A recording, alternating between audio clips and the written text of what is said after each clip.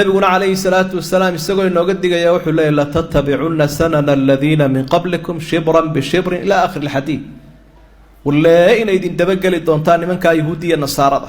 هكذا يقاضان يمشي قلان يراد كودا يقد كي قلان بويدي كده بقلي سداود بأرد يسانك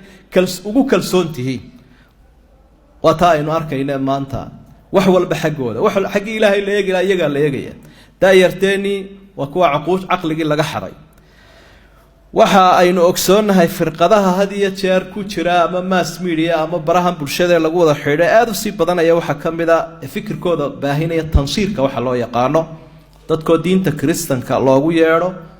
iyada adduunyo la isticmaalayo iyada afkaar kala duwan la isticmaalayo xayeysiis waxa kamida calmaaniyada waxa la yiraahdo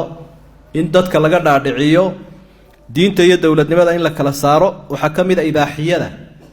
dadka oranaya wax waliba waa mubaax xurriya aad loogu celceliyo dadku xaq bay u leeyihiin inay xor noqdaan laakiin waa xuduudda sharciga waa inaan la dhaafin iyaga loo eegi maayo xuduudda sharciga waxa kamid ah waxa la yiraahdaa ilhaadka mulxidnimada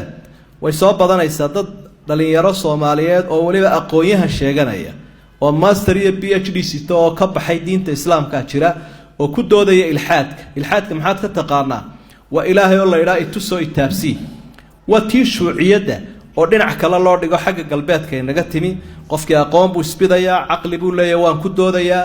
kadibna wuxuu leeyahay ilaahay buu haystaaba ilaahay muxuu sidan u yiri miyaanu dadka ka gardarayn ilaahay ma dictator ba sawka kan yeelay sawka quraankiibu duraya marka ilhaadkaasina waa wax soo biirayo baraha bulshada dhalinyaradu ay ka